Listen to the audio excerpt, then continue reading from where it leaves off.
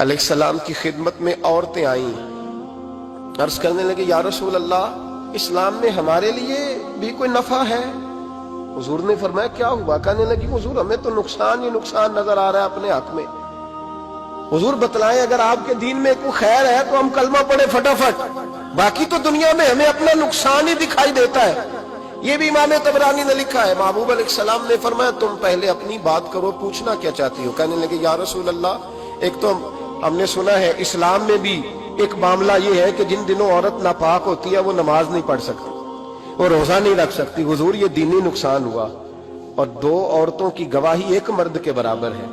دنیا میں بھی ہمارا وہ کردار نہ ہوا جو کہ مردوں کا ہے تو حضور ہماری دنیا میں بھی نقصان ہے، دین میں بھی نقصان ہے۔ یا رسول اللہ یا رسول اللہ یا رسول اللہ صلی اللہ علیہ وسلم۔ آقا پھر تو یہ ہوا کہ ہفتے مہینے کے بہت سارے دن عورت ویسے ناپاک رہی، دین سے دور رہی، اور اگر وہ قومی معاملات میں کوئی کردار ادا کرنا چاہے پھر بھی اس کی گواہی دو عورتوں کی ایک مرد کے برابر، تو حضور دنیا کا بھی نقصان دین کا بھی۔ میرے کریم نے فرمایا بیٹھ جاؤ بیٹھ جاؤ۔ عورتیں بیٹھ گئیں تو محبوب فرمانے لگے تمہیں پتہ ہے جب کسی کے گھر میں بیٹی پیدا ہوتی ہے حضور کیا ہوتا ہے؟ فرمایا میرا مالک دو فرشتے بھیجتا ہے۔ فرمایا وہ آ کے گھر والوں کو سلام کہتے ہیں، جنوں اور انسانوں کے علاوہ ساری دنیا ان کے سلام کو سنتی ہے۔ فرمایا پھر وہ فرشتے اپنے پروں سے اس بیٹی کو ڈھانپ لیتے ہیں اور پھر اس کے سر پر پر پھیرتے ہیں، اور فرمایا پھر وہ ان کے باپ کو کہتے ہیں ان کی صحیح طرح پرورش کرنا، پھر ان کے ذمہ داروں کو کہتے ہیں، ان کے خاندان کے بڑوں کو کہتے ہیں صحیح طرح پالنا۔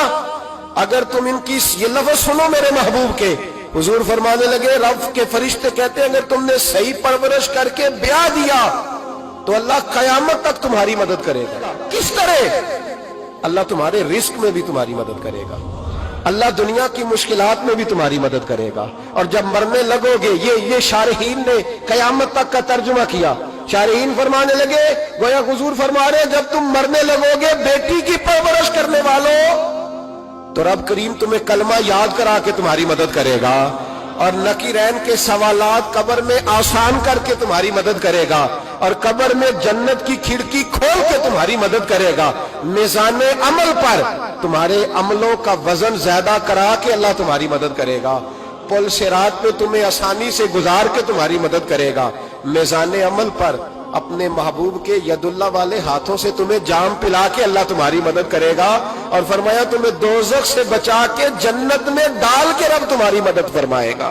یہ تمہاری مدد ہوگی۔ حضور نے فرمایا یہ تو ہے بچی کی پرورش، اور میرے محبوب نے فرمایا اور تو تمہیں پتہ ہے جب کوئی عورت حاملہ ہوتی ہے تو اسے کیا ملتا ہے؟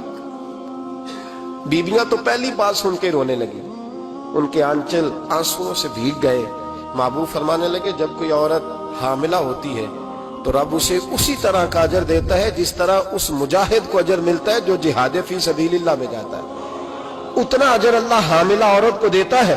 اور محبوب کریم علیہ السلام فرمانے لگے جب وہ بچے کی پیدائش ہوتی ہے، جب بچہ جنتی ہے تو رب اسے اتنا اجر عطا کرتا ہے جتنا رب کریم ایک شہید کو اجر عطا فرماتا ہے۔ ایک شہید کے برابر مالک اسے اجر دے، اور شہید کا اجر تو آپ کو پتہ ہی ہے کتنا ہے، اس کا پہلا قطرہ زمین پہ گرتا ہے تو گناہ اللہ سارے معاف فرما دیتا ہے۔ فرمایا اللہ عورتوں کو یہ اجر دیتا ہے۔ میرے محبوب فرمانے لگے شرط صرف اتنی ہے کہ اپنے خامند کی فرما بردار رہنا، اور فرمایا اس کے بعد جب وہ بچہ پالتی ہے رات کو اٹھ کے اسے دودھ دیتی ہے، اور اگر بول و براز کرے تو رات کو اٹھ کر اس کی صفائی کرتی ہے۔ فرمایا جو بیوی اپنے بچوں کی خاطر رات بیدار رہے گی رب کریم اسے اتنا ہی اجر دے گا جتنا رات کو اٹھ کے نفل پڑھنے والے کو اجر عطا فرماتا ہے۔